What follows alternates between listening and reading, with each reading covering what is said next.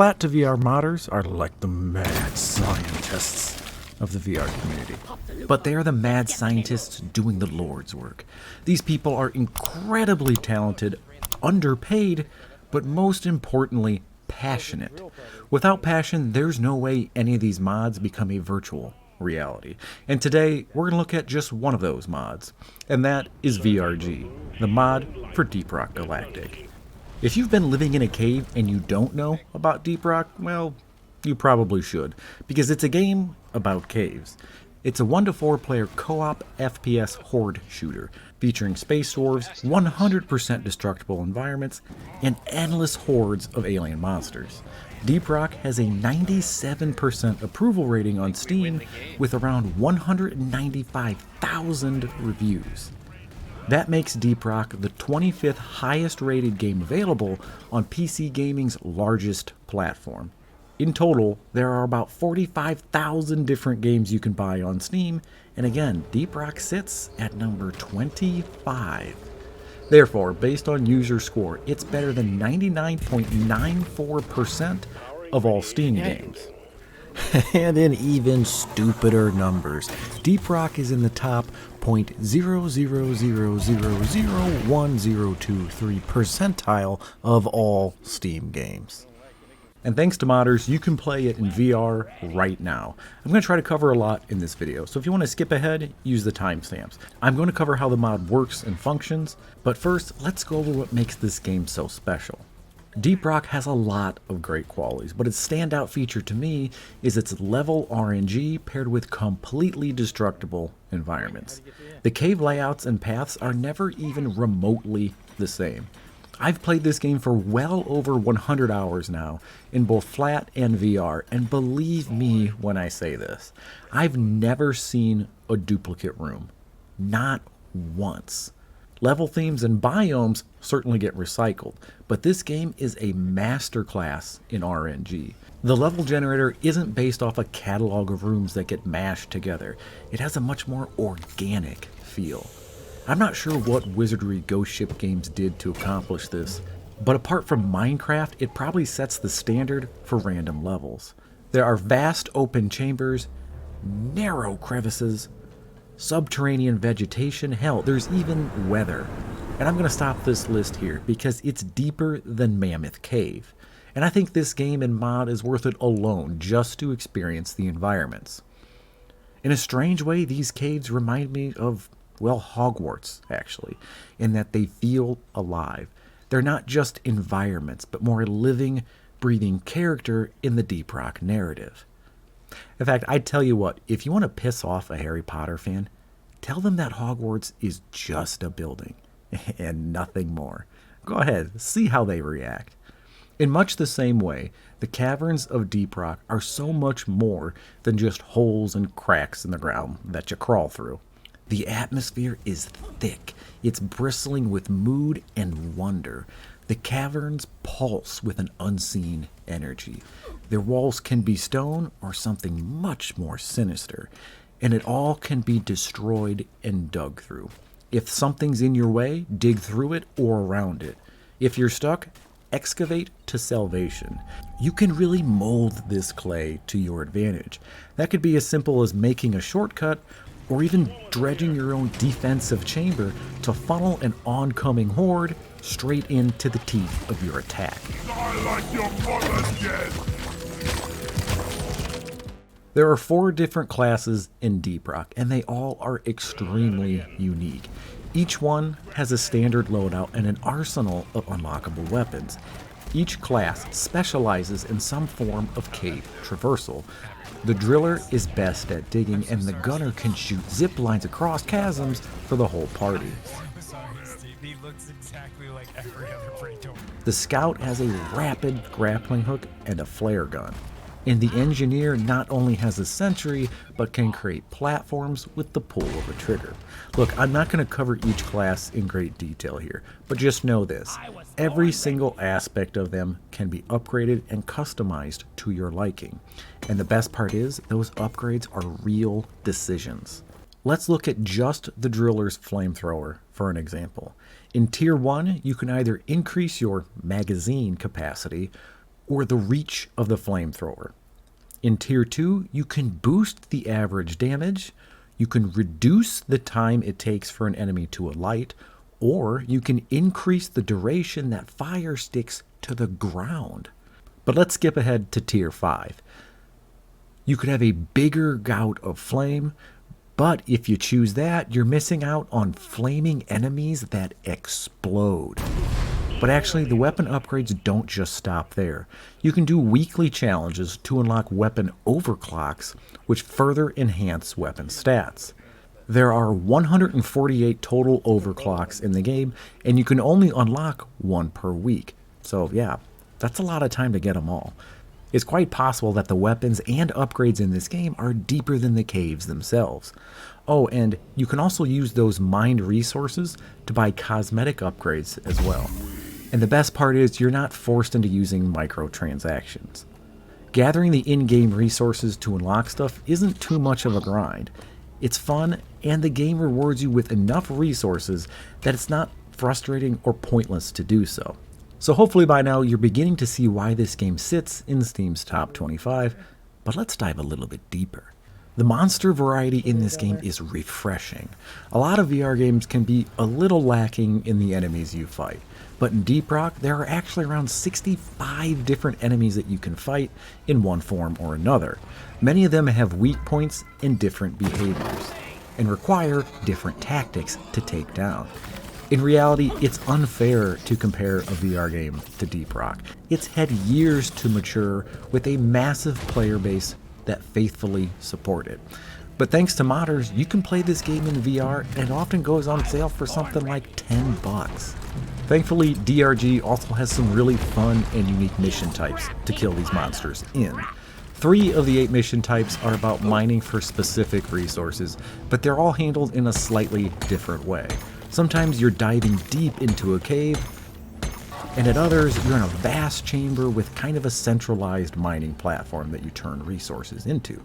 Then we have Elimination, where the team is tasked with assassinating a boss monster, and these fights can get pretty epic, especially in VR. VR does an excellent job of conveying scale to the player, and when you have a monster like this barreling down towards you, sometimes you just can't help but take it all in, unless your knees go weak first. In fact, the first time I played this game in the headset, it actually kind of scared me a little bit. It's dark, and those teeth, they look sharp. I never realized just how massive even the standard size bugs are. I mean, these things are like the size of freaking bears. Deep Rock also has some truly unique mission types that really lean into the game's theme. In Escort Duty, the team rides a giant tank-like drill as it chews an awe-inspiring path of destruction towards the core. Once you get there, you gotta defend the drill so it can kind of crack this nut open. This escort mission is only possible in Deep Rock because it's a brilliant combination of gameplay and theme. And that final defense gets pretty intense. Shit. Extraction at 75%. On-site refining also has thematic and engaging gameplay mechanics. The team is building pipelines to harvest and extract some precious liquid morkite, the lifeblood of these alien-infested worlds. But of course, the local crowd doesn't approve. You're fighting your ass off to defend these pipelines. But of course, the Deep Rock Mining Corp has kind of delightfully shitty equipment. Stuff is always breaking down, jamming, or in need of repairs, and the company is too cheap to invest in better equipment. In the case of on-site refining, these pipelines leak more than meta when they're about to release a new headset. The tank drill from earlier, well, turns out Mission Control didn't top off the fuel tanks. This game is just overflowing with little touches of personality that translate into real gameplay mechanics. For another example, let's look at Salvage Operation. The team is tasked with diving in and rescuing some lost mining equipment, but of course you have to repair it and hold out for extraction. And then we have Industrial Sabotage, where you hack into and destroy a rival company's robot mining operation, with this janky-ass little hack bot here. Hacking has commenced. Protect the hacking drone. Oh, this guy ripped. But later, this mode turns into an epic dwarf v machine boss fight, where you battle the Caretaker. And then we have the deep dives, which is like endgame content, which combines multiple objectives together. Oh, and to modify all these missions are mutators and random in-game events like meteorite strikes or hell, even mini-bosses.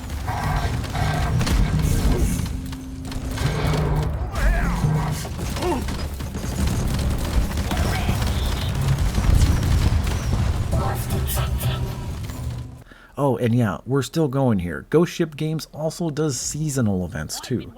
To top it all off, there's also some specific challenges and achievements you can work towards that unlock perk points that can be spent on upgrading your classes via the game's perk system. So yeah, I guess we weren't done talking about character customization either. Deep Rock has a volcanic amount of content with amazing RNG caves that keep this game flowing fresh. It's probably the most infinitely replayable game I own. And thanks to the mad scientist modders Alchemist and Herfristi, you can enjoy this gem mining game in VR. So let's finally look at how the mod is implemented. The mod supports full 6-DoF motion controls with room scale. Your weapons and loadouts are holstered around your body in many different places. Your primary gun is over your right shoulder, and your secondary is down here on your right hip. Throwables like grenades and flares are on your wrists. Your pickaxe is down here on your left hip. To dig, you can either swing, or even with an empty hand, you can just press a button. Again, your entire loadout is here somewhere, even the scanning tool. After a few dies, I became very comfortable with the inventory system. It's extremely well done, and if you don't like where something's at, you can customize it. Holster-based systems are probably really never faster than scrolling your mouse wheel, but damn it, it's more fun. But there are no manual reloads. A bit disappointing, but given how incredibly unique each gun is, I understand. And there's a lot of holster slots, and so I'm not really sure where they would put an ammo bag that doesn't kind of get in the way. To jump, you press a button. The grips, they grab. The top button on the left controller is the Use and Interact button. You can also view the cave map, and the left trigger brings up this contextual menu where you can keep track of objectives and call for a resupply or that damn mining cart. Clicking down on the right thumbstick brings up the VR menu, which is where you can adjust a whole bunch of stuff like where your holsters are and also access the game's escape menu. I'll scroll through it here, but I'm not going to cover every single one. If you want, you can just kind of pause and look at what the different options are. Oh, and yeah, I almost forgot the most important part of this mod. Raise both your hands above your head for a bit of rock and stone. Overall, the gameplay experience is extremely well preserved in this VR mod. You have full access to the game and all of its core systems and special interactions. But let's also cover its cons. For starters, you can't get past the welcome screen in VR. You have to use your mouse to click through it. You can either do that at your desk, or you can just use a Steam or virtual desktop overlay window to click the mouse. When you join a game, I think you also have to use this method to pick a class. I normally host games, so I really haven't tested it thoroughly enough. This isn't something that really bothers me, but it can trip you up if you're not used to it. Now also, the mod's menu pages are pretty good and serviceable, but not necessarily amazing. You can fully do everything you need to in them, but sometimes they spawn inside of the game world, and some of the menu screens seem to be missing some in-game art. Like for example, you can't see your character model in the loadout screen, so it can be a little bit confusing, especially to new players. Now, on to performance. The game runs pretty well on my 3080 Ti with an 11700K CPU. Most of the time I can keep a stable 80 FPS with the Quest 3 running at 80 Hz using virtual desktop godlike mode. I occasionally fall into reprojection, but it really doesn't bother me that much. I'm sure I could turn back some things to keep it 100% smooth. The in-game settings that most affect game performance are post-processing and particle effects. It's best to turn those down, and I recommend that you really read over and follow the mod installation's instructions. It's linked in the description, and it kind of goes over this performance in a bit more detail. Overall, I think the performance is decent, but lesser systems may struggle a bit. However, the game itself does support DLSS, and it can definitely help.